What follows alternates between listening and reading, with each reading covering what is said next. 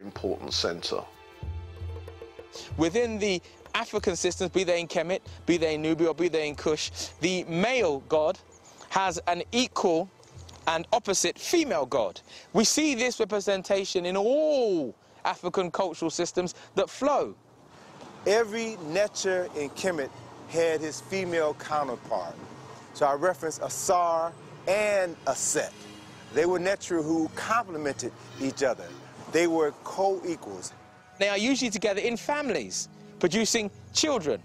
We have a man and a woman and a child produced as the union. We tend to think of the deities as a family. It's not quite so biological, it's more religious. In the beginning there was only noon, the original ocean of chaos that contained the beginning of everything to come. Ra, the sun, was born and appeared to rise from the surface of the water. Ra then gave birth to two children, Shu, the god of air, and Tefnut, the goddess of moisture. Shu and Tefnut then had two more children, Nut, the goddess of sky, and Geb, the god of earth. And so with them the physical universe was created. From the union of Geb and Nut, 4 human children were born, and so the story of civilization begun. The Egyptian creation story, in many respects, represents the development of a civilization and the growing of Egypt, I suppose. And it's coming out of something that's very simple and coming out of nature, and then is being developed by man and being developed also into obviously one of the greatest civilizations that there ever was. The spiritual world represented the physical world. So as it was in heaven, so as it was on earth. The Africans came together in Kemet to build a heaven on earth. So what you see is this combination of balance and harmony. The essence of what we find within traditional African society is an understanding of the totality of life that is literally matrilineal and is paired with the masculine energy in order to maintain its force and its operation throughout society. If you suppress the female, you suppress 50% of the power of the creator. It seems to be really important, and in many respects the sort of male and female seem to represent the two different forces coming together. And I suppose it's a bit like the unification of Upper and Lower Egypt in some respects. Because they understood that it wasn't just about gender. It was about the understanding of the energy and how it moves, how masculine energy moves and how feminine energy moves, and how to marry the two, which created balance, life. The idea was to create a land which was like the land that was up in the skies and beneath the earth.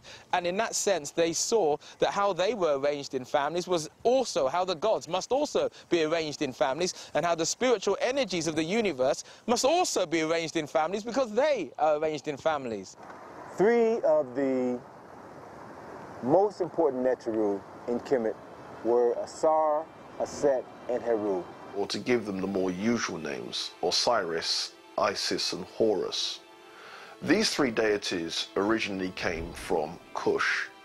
These are very, very important triumvirate.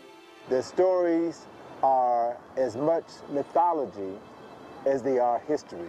Now, according to Diodorus Siculus, who was one of the ancient Greek historians, Osiris was originally a community leader of very early Kush.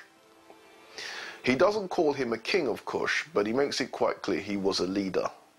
Asar is regarded as the founding father of Kemet. He unified the 2 lands. He established the first nation-state in the recorded history of humanity.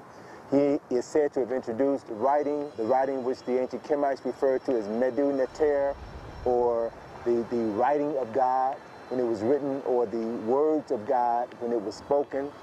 He is also said to have introduced agriculture and theology.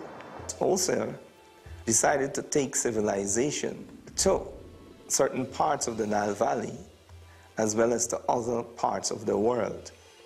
Asar married a beautiful Nubian woman by the name of Aset, who was his co-regent, not his inferior, his co-regent. And when Asar decided that he was going to travel to other parts of Africa to share his technology with his brothers and sisters on the continent, he left his wife Aset to run their nation.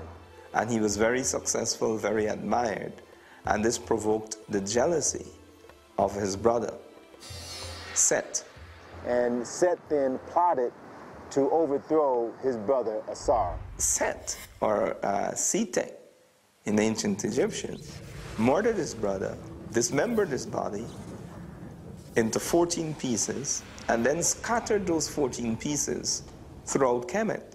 When Aset learned of the murder and dismemberment of her husband, she fled for her life, and then she went searching for the missing parts of her husband's body. Aset found 13 of the 14 parts of Asar's body, and as she found each body part, she cleaned it, she anointed it with oils, and she laid all 13 parts out, and she literally remembered her husband, wrapped his entire body in bandages, and created the first mummy in the recorded history of humanity. As Aset was preparing to bury her husband, she grieved because she was about to bury the man that she loved. She grieved because she was still a virgin. They had never consummated their marriage, and thus she would never bear children by the man that she loved.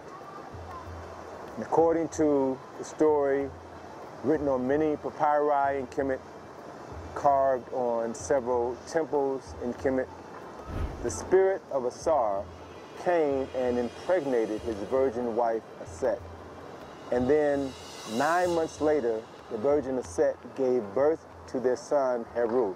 Now, in the case of Isis or Set, she is the original Virgin Mother, and she is seen suckling Horus.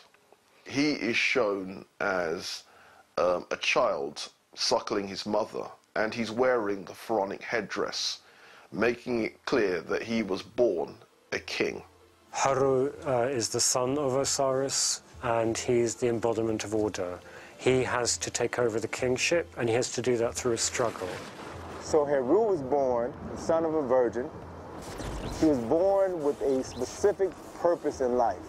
That was to restore his father's kingdom, to do battle with his uncle Set and reclaim his father's throne. Heru would then take up his father's struggle, in a way, against his uncle Set. One of those classic battles, not so much between good and evil, it's more a battle between order and anarchy. And Heru eventually triumphs over Set. At that moment, Heru was transformed, miraculously transformed into a falcon. He flew into heaven to meet with his father Asar, told Asar of his victory over Set. His father blessed him, and Heru then returned to Kemet as the legitimate heir to the throne.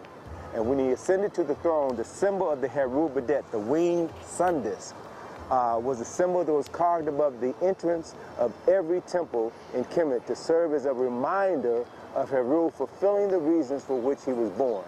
And at the moment Heru